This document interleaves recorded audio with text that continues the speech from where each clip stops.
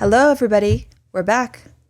Can't get rid of us yet. Yeah, and we have Crouton back in his normal spot. We got no lawyers or anyone messing with our stream this time. Yes. So, yeah, just to recap, what have you been up to lately? So I just got back from New York. I actually went for pleasure, no poker, but did a little bit of UFC watching. Trump was there. The Rock was there. Joe Rogan was there. And Marle was there. So Nice. Wow. 4 big names That's cool. in the same building. I am a big UFC fan, and I did not know you were one, but did you enjoy watching people bleed on each other? Oh, I do not like UFC. But I was brought against my will, and I did enjoy it. It's just a fun experience to be at the garden, you know what I mean, and just have all the energy and all that. So I did fall asleep for the last fight though, because You fell asleep. or it was just too long. It was 7 hours almost of fights, and I was like by the end just dying. But I wonder what these guys feel like when they're just like literally almost dying in the ring, and you're just like taking a nap. They put me in the big screen, and I'm just like that'd be the best. That's great. Not that anybody cares. What else have we done lately? Run It Up Reno was pretty sweet. I don't know if we talked about that too much, but Yep, Run It Up Reno. My second time. How many times have you been? second time. No, as well. nice. Yeah, it's always a good time. Such a unique event. A lot of social gatherings. I did some stand up. I did not do karaoke. Oh, I did do karaoke. I did do a song. Yeah. I was gonna say like that place. I didn't make it to karaoke or stand up this time. Yeah. But the last time I was like, I think I sang. Yeah. Like everyone gets so drunk at that place. We're like, I don't know. Yeah. Yeah. I was pretty wasted at that point. We did a group blackjack bet with 10 of us, which we won, and we let it ride and we won again. Wow, nice. So it was like $20 each or something, but that was a highlight. I busted every tournament I played, which was 3. This is it though. We brought you to the dark side. You were a cash player, and then as soon as you start playing tournaments, it's so hard to grind cash. Well, what happened was I was just playing cash and getting destroyed, and then I just rage till quit and go fire. Nice. And get even more mad and then get drunk. Good stuff. So great times. Yeah. So something that happened recently, which we wanted to talk about because it's hilarious. The Battle of Malta. They decided that what women really want and how to get women into the game of poker is to have male dealers go topless. Yeah. What do you think about that? I think it's kind of a similar idea to male strip clubs. It sounds good in theory. You think, oh, that'd be fun, but then you get there and it's this is just a little weird. Yeah. You're like, there's a lot of man nipple and hairy chest, and you're like, I don't know about this. Yeah, I don't know why it doesn't translate for women. I actually, I don't most casinos have scantily dressed women, if not just the cocktail waitresses, and I enjoy that. Women are just more beautiful. I think so. That's true. Sorry, Crouton. That was You're beautiful too, though, and we like your hairy chest. Yeah, yeah. But I thought it was kind of interesting because people reacted to it in so many different ways. Some people on Twitter were just completely pissed off. We're like, what the hell? We don't want to see this. This is actually sexist in the other direction. Then there are people like Jennifer Shahadi is my best friend. And she has some pretty good takes on things most of the time. She's really intelligent. And she was just like, okay, I see why this makes people mad, but it's a joke. Yeah. It's not a big deal. The world's not ending. You just saw some man nipples that you weren't really expecting to see when you joined this ladies event. I think I'm kind of on that sort of wavelength, but I did think it was kind of funny because I'm like, can you please just ask us what we want though? If you're like, hey, we really want to get more women in the door for poker, what would you want? And I don't think most people would say older men dressed like Chippendales dancers. No, I think that the goal there was to make it more kind of jovial and fun, but I think what it ended up doing was just making everybody uncomfortable. Yeah, especially the male dealers. I don't know, what if they just needed the money? They're putting their kid through college or something. No bueno. Yeah. I vote no bueno, but I don't think that it's offensive or upsetting. I just think. Yeah, just not the greatest marketing plan. Yeah, a joke gone wrong. Yeah. And probably don't do it again. But, this is a question that we get a lot: how to get women in poker, how to make them feel more comfortable. I just actually participated in an article. I know you've written for them before, where I gave some advice to women on playing poker for the first time. I get that question a lot. Yeah. Especially since I play live. But what do you think about that? What do you think about... I don't know, the best ways to bring women to poker and One that just came up actually yesterday. There are a couple women's groups. There's one called Women's Poker Association, WPA, and then there's one Poker League of Nations. And they ran a women's or a members only satellite. So I think if you're a member of Poker League of Nations, I think there are some males in the group too who are like allies. You could buy into the satellite to the Poker Masters. Yeah. So it actually has a pretty cool effect because they had quite a few women out there, and one woman won a seat to the 10K that is starting today. And I saw the lady who won, and she's just like probably 40-ish, semi-rec player that normally wouldn't be buying into a 10K at the Poker Masters, which is like most of the elite players play that. Yeah. So, it creates a potential for a good story if she ends up going deep, if she cashes, if she makes the final table. For sure. And I think that's good for women in poker when they see people who look like them playing. For sure.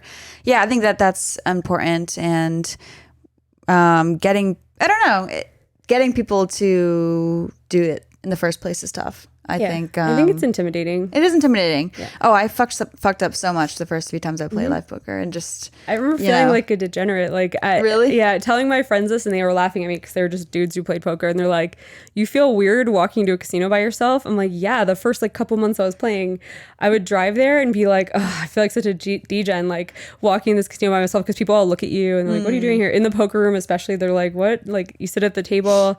I didn't know where to buy chips the first time, and I remember just feeling like everyone was like judging me, which probably no one cares. Everyone's worrying about their own shit, but just feeling different than everyone makes you feel like everyone's looking at you. Of course. And it could be kind of intimidating. And I just thought that like something that might not occur to males who I think are slightly more encouraged to take a risk. Like I felt like I was doing the wrong thing. Like I felt like I'm like, oh, I'm not supposed to be like this. I shouldn't be this like cavalier with my money and gambling and spending it and whatever. And I felt weird like playing cash for the first couple times. Interesting. Yeah, I played with my dad most of for the first year every single time, and never felt that way. Yeah. I don't know. I guess I just felt like, oh, like your parents doing it, it's okay. Yeah. Like I think that's probably true. Like that's a really cool thing that you grew up being like feeling like it's not that weird to go play poker. Like my family was the first one who really like got that into it. So and I was a lawyer before that, so they were just like, oh, okay, so you decided to just torch your whole life, screw up everything, and go gamble. Good job. Yeah. Solid. Yeah. I don't know if I told you this story, actually, not to go on a tangent, but when I first moved to Vegas, I was, applying for jobs to like wait tables, and I went on the job interview for the Win, which I like really wanted to get because it's like the nicest whatever. I was like, oh, I want to work at the Win. And when I went in the interview, he was like, well, why would you like be a good waitress? And I was like, oh, I love gambling. But what I meant was that like, oh, I feel comfortable. You like being around it. Yeah. But like I literally just like went on and oh, I love it. I love blackjack. I love poker. I love it. And he was just like, okay, great. Like, see it. And then my dad picked me up and I told him, he's like, how did it go? And I was like, oh, I did great. Like I nailed it. And I told him, and I was like, Marle, you can't say that. Because they don't want you like gambling in their casino, right? You're supposed to like not even like put $1 and play there. He's that's like, so funny. He's like, that's like the equivalent of you being like, oh yeah, I love to drink. Yeah. I love drugs. Drugs are my favorite. Yeah. You're like trying to work as a pharmacist. And you're like, I just love cocaine. It's just great. Yeah. No, it was great. And I was so upset. I was crying and just being like, oh my God, I like blew it. Like whatever. And he was just like, you're such a fucking dumbass. But anyways, yeah. I mean, I guess, I always thought it was good. I was like, oh, that's great. Just another skill to add to the resume. It's on my resume, actually. Yeah, loving gambling? Nice. Nice. Now seems like a good time to thank our sponsors. A big shout out to Run It Once Poker, the brand new and awesome place to play online. They really care about the players, and although we haven't played because we are here in the United States, we've been hearing very good things and have checked out some of the videos of the gameplay on this channel, and looks pretty cool. You can sign up right now through once.run/play and receive a 100% deposit bonus up to €600, along with a 51% rake back they give through their in-game reward system, Splash the Pot. And to Run It Once training, which you can play all over the world, including in the US. It's the best place to learn poker from players much better than us. You can sign up through once.run/learn. You'll get access to 3 free elite videos, so check it out today. All right, so kind of a big story. We have poker in Pennsylvania. Finally. It's been a while. So I'm from New Jersey. So when we got online poker, I was super hype about it. I moved back from Mexico to just play online. And the first few months that it was in New Jersey, I just thought I was the best poker player that ever lived because I was playing against people who hadn't played poker for like 5 years. Yeah. It was very nice. Yeah. That is awesome. So you think it's going to be that way? I hope so. Maybe. I hope so. So in Pennsylvania, there's only PokerStars right now. I don't know who else is coming to the market, but they've had online gaming for months. So they had like online blackjack, online slots, all this other stuff. And just online poker was slower to join. I think the licensing fee was something crazy, like $4 million to get into the market. Oh, is that why? I think so. Because I was going to say, like, I think that everyone can agree that table games are more destructive to society than poker. I think everyone can agree, but I feel like the people who are in charge of it are just trying to see what makes the most money. Of course. I think that like online slots and all the other kind of gaming is like a sure winner, where online poker grows a little bit more slowly. Yeah. And like, eventually it becomes like consistently winning Rake. Yeah. They're going to get paid Rake all the time, but at first say that you run a tournament, only 20 people are playing. Right. Like maybe your operating costs are more than that. I don't know. I don't run an online poker site, so I'm not sure. Yeah. But yeah, it is nice that at least one operator is working in Pennsylvania right now. And then hopefully the other ones that are running other kinds of gaming will come on board as well. Because it's good for everyone if there's regulated poker in the US. So where does it stand now? I know that it's state by state. Do you know much about that? I think it's just up to the states to decide if they want to have it or not. Yeah. And I know there are certain states that are like pretty on board for it. Like Michigan keeps getting close, like some random ones you wouldn't expect, right? Random. And then California, like we super got teased for that because for a while it's like it looked like it was really going to happen, and that's just like a massive state that like has some really rich parts of it. So there'd probably be a lot of people who'd want to be gambling. God, yeah. And I just don't know exactly when that's going to happen. But as it is now, Jersey and Nevada are linked, and so is Delaware with their like 7 people. Yeah. I don't know exactly, when Pennsylvania will link with the others. But I'm going home for Christmas, and I'm going home for an extra month because I'm like, hey, I want to see if it feels like it did with Jersey with like. So you're going to go down to PA and check it out. That's a good idea, actually. I should do that. Dude, come along. Seriously. Maybe I'll come for a little bit and see how it is. I also want to go to the Wynn Boston, which I heard is like really great. It looked nice. Was that the one with the leaky roof? Did you see that? Yes. Yeah. Well, leaky seems to be an understatement. It seemed like it was like totally flooding. Yeah. Yeah, and I was like, oh, of course, all the poker players were making the worst jokes. They're like, showers, LOL. Yeah. I'm like, too many leaks. Yeah. But I've heard, obviously the Wynn is beautiful. Shout out to the Wynn, Las Vegas, my favorite place to play. Yeah. My only place I'll play. The only place? Wow. No, it's not, but I just, I'm so spoiled. Like, I refuse to sit in, like, some, like, shitty casino where it's, like, smoky and, like... Yeah, the dealers are like, I wouldn't say refuse, because I'm like, listen, if like the game is good enough and big enough, that's true. I'll go and I'll put up with some like very crappy conditions. Like I used to go play New York City Underground games where I'm like, I might get shot here, but also my big blinds per hour are too high for me to just. There comes a point where it becomes too good. Yeah, but I just love the Wynn. I think that just like everyone there is just the best. So yeah, it's a good spot. Faux show. We wanted to mention, so since we're talking about online poker spreading so slowly through the US, an interesting thing happened recently where Joey Ingram actually tweeted at Andrew Yang and said, what's the chance I can get Andrew Yang on this pod? And this was somewhere in September. And, it didn't get too much traction besides within our little poker community. It's an ambitious thing to request. Oh, Joey is shooting his shots for sure. Yeah. And then he said something again in October where he said, directly tweeted at him. It was like, I think it'd be really cool if you're on my pod and like to talk about regulating online poker in the US and everything. And lo and behold, somehow Andrew Yang writes back and says, sure, Joey, I'd love to be on your pod. It's crazy. I think I don't know what motivated him to actually reach out. Maybe it is. I mean, this puzzle story is so big, and it's so kind of mainstream. And Joey's obviously one of the main people. He was mentioned on SportsCenter. He's mentioned and all these things. And I don't know if Yang caught wind of that. I don't know, but Joey's somewhat on the map now. I have also like a side info. My friend is a huge Yang supporter and went to a rally in Vegas, and he said that he spoke to Yang there and mentioned him if he would like do something about online poker. So I don't know if that had anything to do with it, but he was just in Vegas. He's definitely got us on the radar, and we'll see what comes of it. But yeah, I think it's kind of interesting, like no matter who you support or even what party you support, it's always nice when you feel like your community's been ignored for a long time and then finally someone cares about it. Of course. Even Yang just mentioning it, whether he's your candidate or not, is good because it just shows like when he mentioned it and we have just like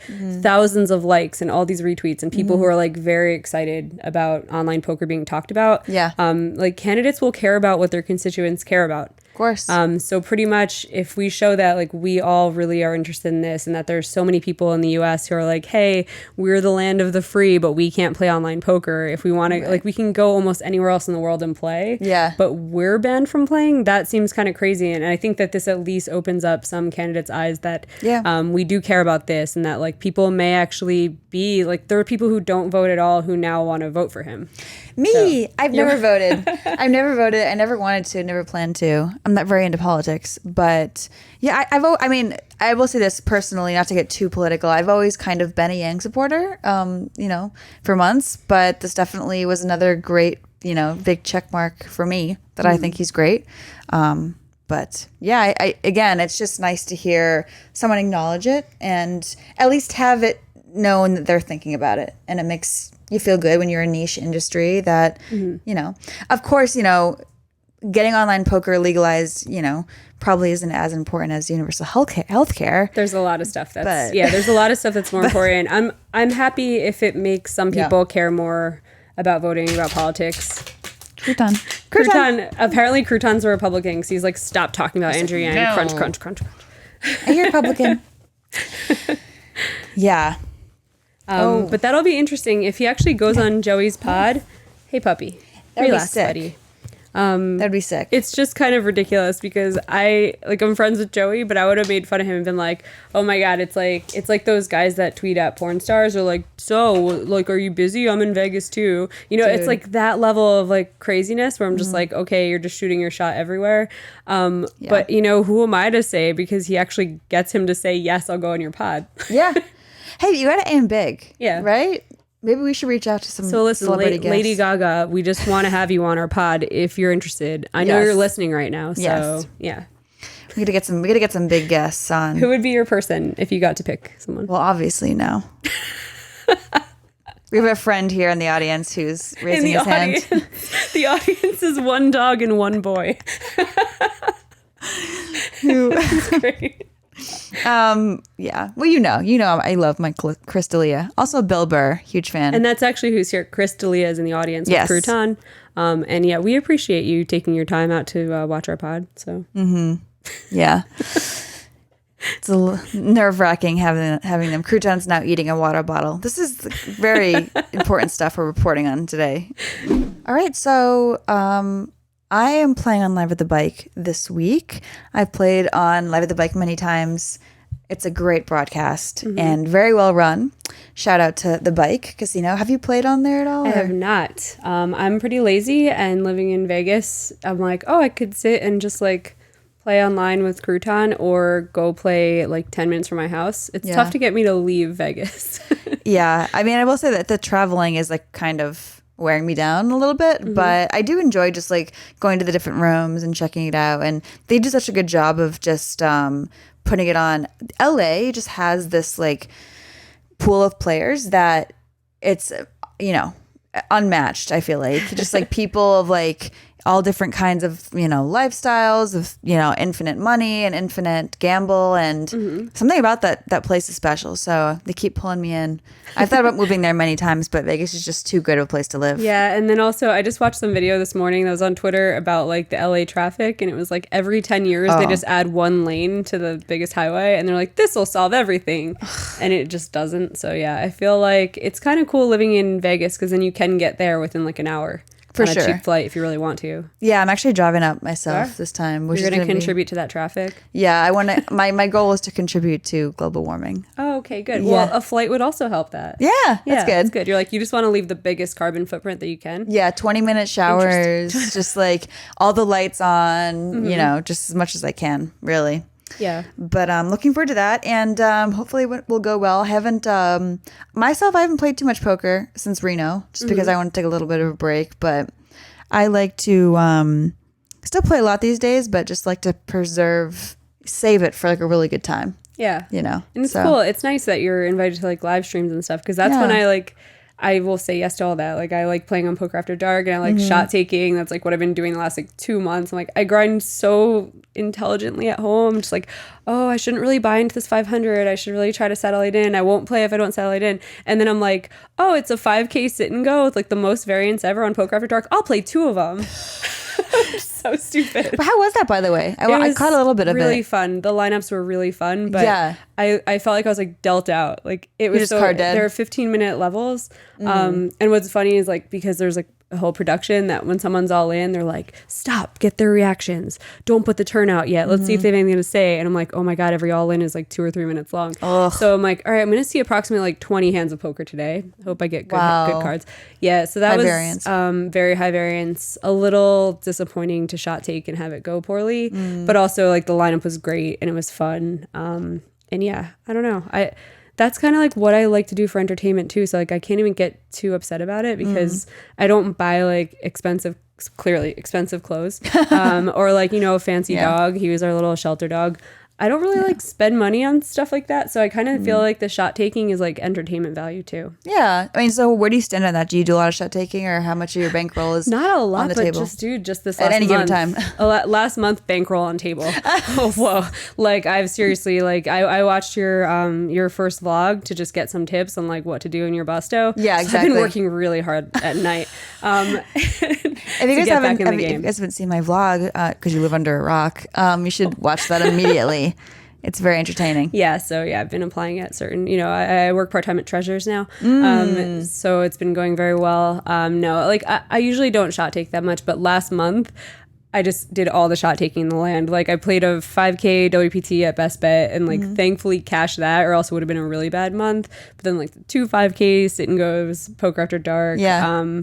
I played 2 Poker After Dark cash sessions, which like I got trounced the first day and then made all the money back plus some the second day. So I've been like bankroll on table. Like, I've been, you know. Gotta go for it.